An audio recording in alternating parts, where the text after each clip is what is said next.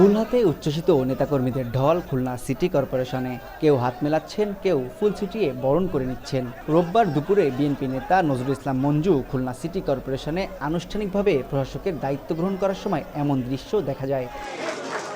কেসিসির ভরা সভাকক্ষে নজরুল ইসলাম মঞ্জুর হাতে দায়িত্ব বুঝিয়ে দেন বিভাগীয় কমিশনার মোহাম্মদ মোখতার আহমেদ। দায়িত্ব গ্রহণ শেষে নজরুল ইসলাম মঞ্জু বলেন, সিটি কর্পোরেশনের প্রত্যেক মানুষকে সম্মান প্রদান, সার্বক্ষণিক সেবা দেওয়া আমাদের দায়িত্ব। প্রধানমন্ত্রীর নির্দেশনা অনুযায়ী একটি পরিচ্ছন্ন, সবুজ, চাঁদাহীন সিটি করতে আমরা কাজ করব। সিটি কর্পোরেশন হবে শতভাগ দুর্নীতিমুক্ত একটি প্রতিষ্ঠান। সকাল থেকে রাত পর্যন্ত কাজ করার প্রত্যয় ব্যক্ত করে দায়িত্ব পালনকালে সকলের সহযোগিতা চান তিনি। সিটি কর্পোরেশনে আমার কর্মকর্তা কর্মচারীদের আমার সাথে খুব ভোর থেকে আপনাদের রাস্তায় থাকতে হবে, কাজ করতে হবে।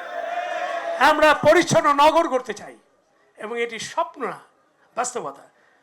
সিটি কর্পোরেশনে প্রশাসক থাকবে রাস্তায়, আপনিও থাকবেন রাস্তায় এবং জনগণের মাঝে।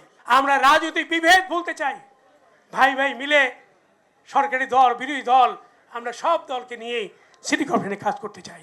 Vision QLED Google TV, where colors come alive.